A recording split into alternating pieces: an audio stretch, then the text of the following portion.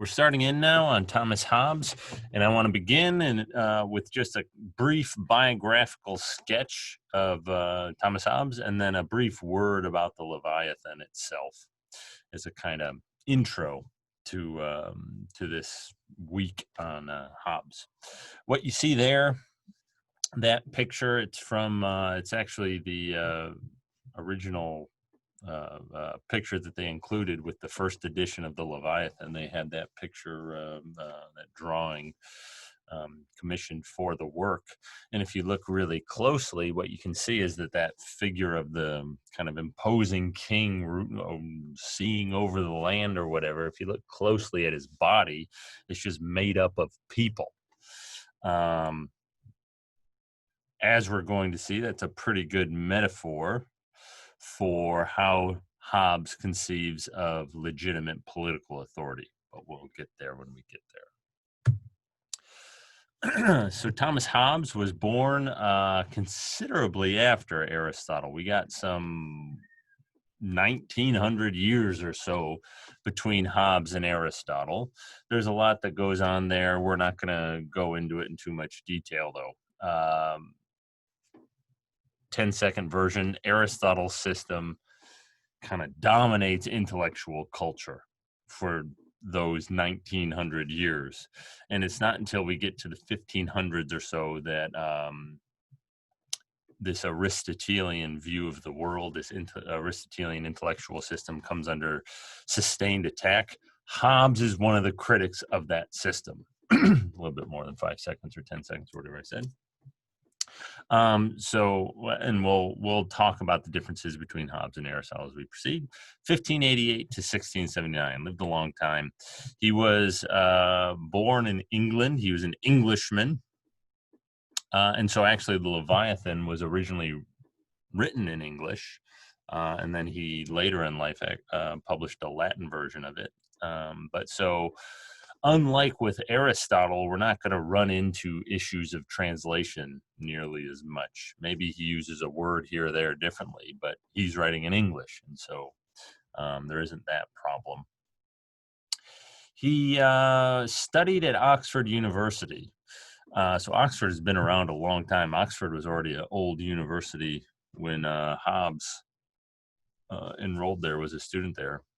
Oxford was older when Hobbes enrolled than Loyola is now.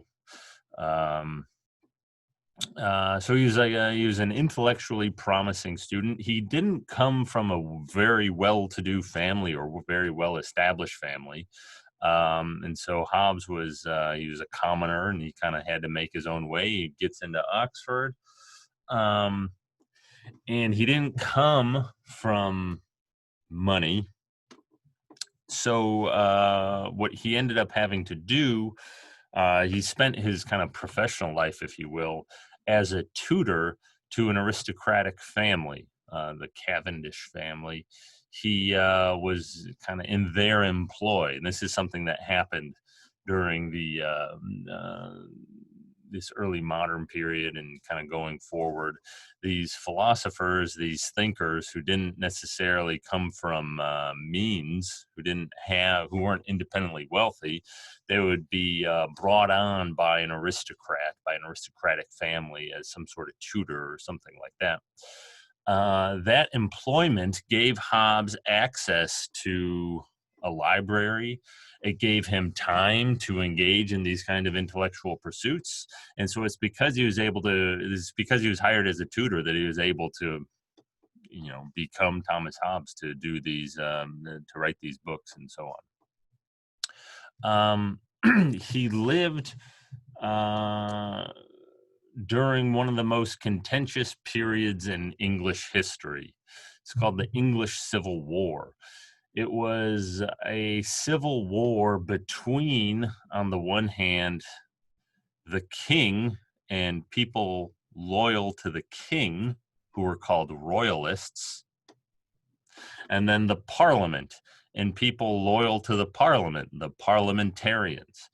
The king and parliament were vying for power. And this had been going on for decades prior to the English Civil War, and it kind of comes to a head. in the early 1640s, to the point where it's a full-on civil war. The king has his armies, the parliament has their armies, and they're fighting, and it's going back and forth. And Ireland and Scotland are in there, and they're switching sides, and it's just a big, gigantic mess. And at some point, the king is beheaded, but then he has an heir, and it just kind of keeps going. This is going to be important for understanding Hobbes's own views.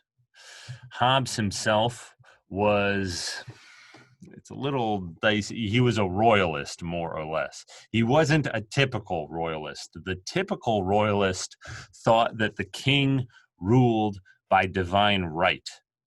That the view was that God had bestowed upon the king the authority and right to rule. God had selected the king, more or less.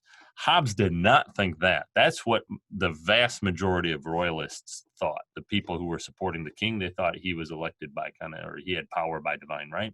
That's not what Hobbes thought. We're going to see what Hobbes thought. We're going to see where Hobbes thinks authority comes from.